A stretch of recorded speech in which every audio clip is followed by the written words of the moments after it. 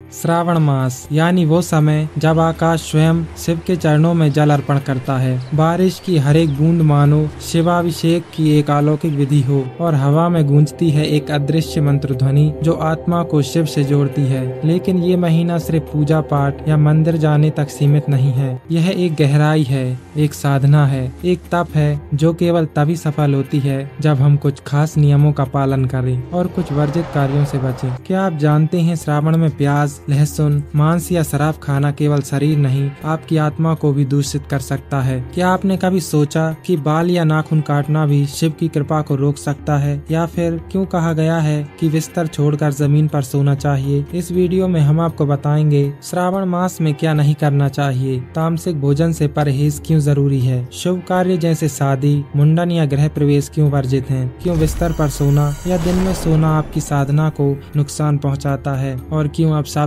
कटुवाणी या पेड़ काटना भी महापाप माना गया है। इस माह में और साथ ही श्रावण मास में क्या करना चाहिए, कैसे करें सात्विक आहार और शिव की पूजा, क्या है रुद्राभिषेक की असली शक्ति, कैसे करें ब्रह्मचर्य और संयम का पालन और कैसे कुछ छोटे छोटे शुभ कर्म आपकी पूरी जीवन दिशा बदल सकते हैं। श्रावण सिर्फ एक महीना नहीं, ये एक द्वार है शिव के लोक तक पहुंचने का। यदि आप भी इस पवित्र मास में शिव की कृपा चाहते हैं तो यह वीडियो आपके लिए एक संपूर्ण मार्गदर्शन है।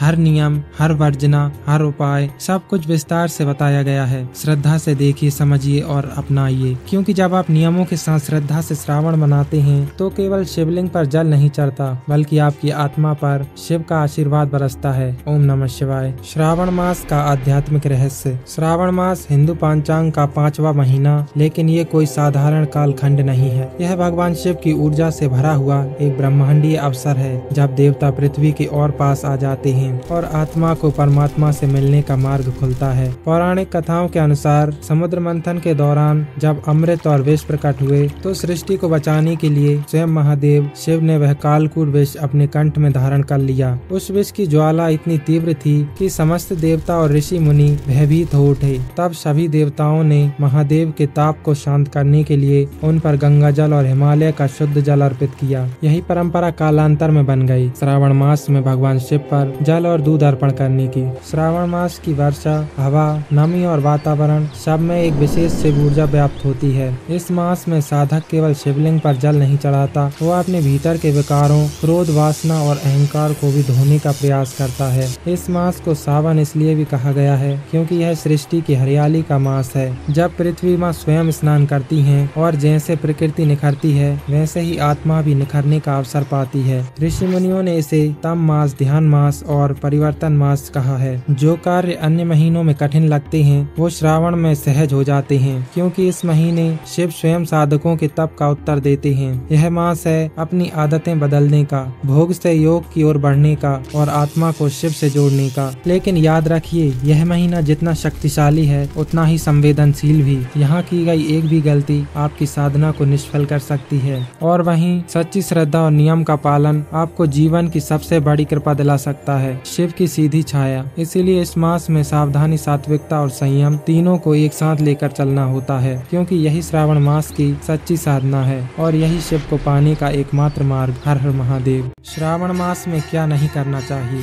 श्रावण मास यह केवल एक पर्व नहीं, एक साधना है, एक तप है और हर तपस्या की तरह इसमें भी कुछ मर्यादाएं हैं, कुछ वर्जनाएं, क्योंकि साधना का मार्ग केवल पूजा पाठ से नहीं बनता बल्कि उन बातों से भी बनता है जिन्हें नहीं करना चाहिए। इस पवित्र मास में की गई छोटी सी गलती भी आपकी पूजा को निष्फल कर सकती है या फिर शिव की कृपा के मार्ग में बाधा बन सकती है। आइए जानते हैं वो 10 बड़े नियम जिन्हें श्रावण मास में भूलकर भी नहीं तोड़ना चाहिए। मांस, मदिरा, प्याज और लहसुन, तामसिक आहार का त्याग करें। श्रावण मास में मांसाहार और मदिरा को पूर्णतः वर्जित माना गया है। ये वस्तुएं न केवल शरीर को भारी करती हैं बल्कि मन और आत्मा को भी अशुद्ध करती हैं। मांस और शराब से उत्पन्न तामसिक ऊर्जा आपकी चेतना को नीचे खींचती हैं। प्याज और लहसुन भी इसी श्रेणी में आते हैं। यह भले ही भोजन में स्वाद लाते हैं लेकिन साधना की अग्नि को शांत कर देते हैं। शिव ब्रह्मचारी हैं, योगी हैं, ध्यान मग्न हैं। ऐसे में तामसिक आपके भीतर भक्ति नहीं भटकाव उत्पन्न करती है। बाल और नाखून काटना, शरीर का विकार ना छेड़ें। पुराणों में कहा गया है कि श्रावण मास में शरीर के किसी भी अंग को काटना शुभ नहीं होता, चाहे वो बाल हो या नाखून। यह न केवल शारीरिक ऊर्जा को बाधित करता है बल्कि सूक्ष्म स्तर पर शरीर के प्राण तत्व में खलल डालता है। संयम का अर्थ केवल आचरण से नहीं बल्कि शरीर की गति और गतिविधियों को भी नियंत्रित करना है। विवाह, मुंडन, गृह प्रवेश, शुभ कार्यों से परहेज करें। श्रावण मास को तपस्या और ब्रह्मचर्य का मास माना गया है। यह विरक्ति और ध्यान का समय है, न कि उत्सव और भोग का। इसीलिए शादी, ब्याह, मुंडन, संस्कार या गृह प्रवेश जैसे शुभ कार्यों को इस मास में करना वर्जित है। ऐसे समय में भौतिक जीवन की शुरुआत को धार्मिक ऊर्जा के विरुद्ध माना गया है। ये समय है भीतर जाने का, बाहर फैलने का नहीं। बिस्तर पर नहीं सोना चाहिए। श्रावण मास में साधक को जमीन पर सोना चाहिए। बिस्तर पर सोना भोग का प्रतीक है, जबकि भूमि पर सोना विनम्रता और तप का संकेत है। जमीन पर सोने से शरीर प्राकृतिक ऊर्जा से जुड़ता है और मानसिक रूप से भी एक विनीत स्थिति में जाता है, जो साधना के लिए आवश्यक है। दिन में सोना वर्जित है। श्रावण मास में दिन में सोना आलस्य को बढ़ाता है। यह समय जागरण का है, केवल शरीर के लिए नहीं, आत्मा के लिए भी। दिन की रोशनी में जब प्रकृति अपनी चरम पर होती है तब सोना उस ऊर्जा के उपयोग को नकारना है। ध्यान, पूजा, सेवा ये सब दिन में अधिक फलदायक होते हैं। तेल लगाना, शरीर में विकृति पैदा करना, तेल मालिश विशेषकर शनिवार को इस मास में निषेध मानी गई है। तेल शरीर को गर्म करता है और यह काम भावनाओं को बढ़ावा देता है, जो कि श्रावण मास की साधना के विपरीत है। शिव की कृपा पाने के लिए शरीर को नहीं, आत्मा को सजाना चाहिए। दूध का अधिक सेवन न करें। श्रावण मास में शिवलिंग पर दूध अर्पण करना एक मुख्य परंपरा है। कुछ परंपराओं में कहा गया है कि इस मास में दूध देवताओं को समर्पित होता है, इसीलिए इसका अधिक सेवन वर्जित है। अगर लेना हो तो फलाहार के साथ सीमित मात्रा में लें। अपशब्द, क्रोध, कटुवाणी से बचें। श्रावण मास में वाणी का तप अत्यंत आवश्यक है। किसी को अपशब्द कहना, निंदा करना या क्रोध करना आपकी साधना के पुण्य को नष्ट कर सकता है। शिव शांत हैं, लेकिन रुद्र भी वही हैं। क्रोध करने वाले को वह शीघ्र ही दंड भी देते हैं। पेड़ पौधे काटना प्रकृति का अपराध। श्रावण मास हरियाली का मास है। पेड़ इस समय जीवन ऊर्जा से भरपूर होते हैं। उन्हें काटना केवल पर्यावरण के विरुद्ध नहीं बल्कि श्रावण की पवित्रता के विरुद्ध भी माना गया है। साग और विशेषकर बैगन का सेवन न करें। भारतीय परंपरा में बैगन को तामसिक और अपवित्र माना गया है। साग में बरसात के कारण कीड़े होने की संभावना अधिक होती है, इसलिए इस पूरे मास इनसे बचना धर्म सम्मत है। श्रावण मास हमें अवसर देता है स्वयं को साधने का, लेकिन यह तभी संभव है जब हम इन नियमों को आदर पूर्वक माने। जो चीजें वर्जित हैं वो हमारे भीतर छिपे विकारों को दर्शाती हैं, और जब हम उन्हें त्यागते हैं तभी शिव हमारे हृदय में वास करते हैं। भूलिए मत, शिव भाव के भूखे हैं लेकिन अनुशासन के रक्षक भी। इसलिए श्रद्धा के साथ नियम पूर्वक श्रावण का पालन करें, क्योंकि एक गलत कदम आपके पुण्य को रोक सकता है। हर हर महादेव। श्रावण मास में क्या करना चाहिए? श्रावण मास केवल त्याग और संयम का नहीं बल्कि आत्मा के उत्थान का भी अवसर है। जहाँ एक और कुछ वर्जनाओं से बचना आवश्यक है, वहीं दूसरी ओर कुछ विशेष सत्कर्म ऐसे हैं जो आपकी साधना को पूर्ण बनाते हैं और आपको शिव की कृपा का पात्र बनाते हैं। इस माह में किया गया हर पुण्य कर्म, चाहे वह छोटा हो या बड़ा, आपको अदृश्य रूप से ऊर्जावान बनाता है, आपकी चेतना को परिष्कृत करता है और आपके जीवन में शिवत्व का संचार करता है। आइए अब जानते हैं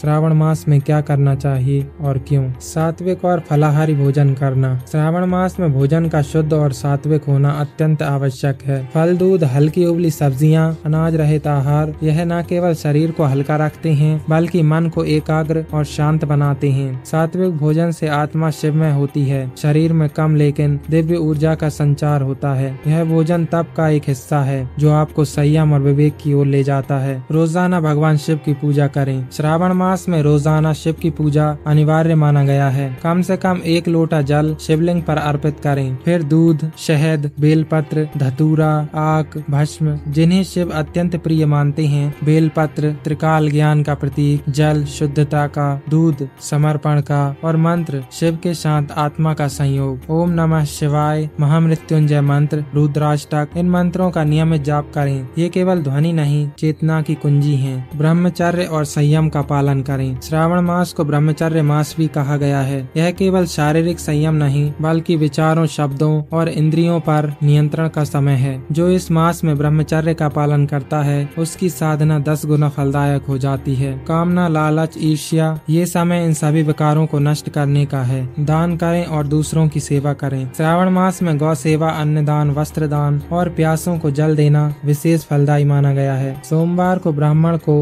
तिल, चावल, घी, शक्कर दान करें और साथ में शिव का नाम लें। सेवा वह पुल है जो भक्त को शिव तक पहुंचाता है। यह मास केवल खुद को नहीं दूसरों को भी सुख देने का समय है। ध्यान, जप और आत्मचिंतन करें। श्रावण मास का मुख्य उद्देश्य है अपने भीतर उतरना। हर दिन कम से कम 10 मिनट ध्यान करें, नेत्र बंद करें, सांसों पर ध्यान दें और ओम नमः शिवाय की ध्वनि को भीतर गूंजने दें। यही है सच्चा अभिषेक, जो मंदिर से नहीं आत्मा से अर्पित होता है। सोने से पहले आत्म मंथन करें। आज मैंने क्या अच्छा किया, क्या बुरा किया और किस कर्म से शिव प्रसन्न हो सकते हैं। वाणी का संयम रखें, सकारात्मक रहें। श्रावण केवल शरीर या भोजन की तपस्या नहीं है, वाणी की भी है। मीठा बोलें, कटुता से बचें, झूठ, निंदा, अपशब्द इनसे दूरी रखें। शिव मौन योगी हैं और मौन में ही उनका स्वरूप प्रकट होता है। मन को सकारात्मक बनाए रखें, भविष्य की चिंता नहीं, भूतकाल का पछतावा नहीं, केवल वर्तमान की साधना। श्रावण मास में जो सात्विक जीवन जीता है, जो संयम, सेवा और साधना के मार्ग पर चलता है, उसे केवल पुण्य नहीं बल्कि शिव का साक्षात स्पर्श प्राप्त होता है। इन सत्कर्मों को अपनाकर आप केवल एक धार्मिक जीवन नहीं बल्कि एक दिव्य जीवन की ओर बढ़ते हैं। हर दिन को शिव में बनाइए, क्योंकि यह मास फिर नहीं आएगा, लेकिन इसकी कृपा पूरे वर्ष आपको ढक सकती है। शिव की कृपा कैसे प्राप्त करें? शिव एकमात्र ऐसे देव हैं जिन्हें न सोने चांदी का मोह है, न वैभवपूर्ण महलों का आकर्षण। उन्हें न बड़ी बड़ी यज्ञशालाएं चाहिए, न आडंबर भरे आयोजन। वो तो केवल एक सच्चे भाव के भूखे हैं। एक निष्कलंक समर्पण, एक शुद्ध मन और एक सात्विक आचरण ही उनके लिए सर्वोत्तम अर्पण है। श्रावण मास शिव की साधना का वह पावन काल है जब हर भक्त को यह अवसर मिलता है अपने भीतर के रावण को हराने का, अपने अंदर के भ्रम, क्रोध, वासनाओं और मोह को शिवलिंग के जल से धो डालने का। यदि आप इस महीने संयमित आचरण रखें, मांस मदिरा से दूर रहें, झूठ, अपशब्द और दूसरों की निंदा से खुद को रोके रखें और भगवान शिव के समक्ष प्रार्थना करें केवल एक सरल दिल से, तो यकीन मानिए शिव आपके जीवन के अंधेरों को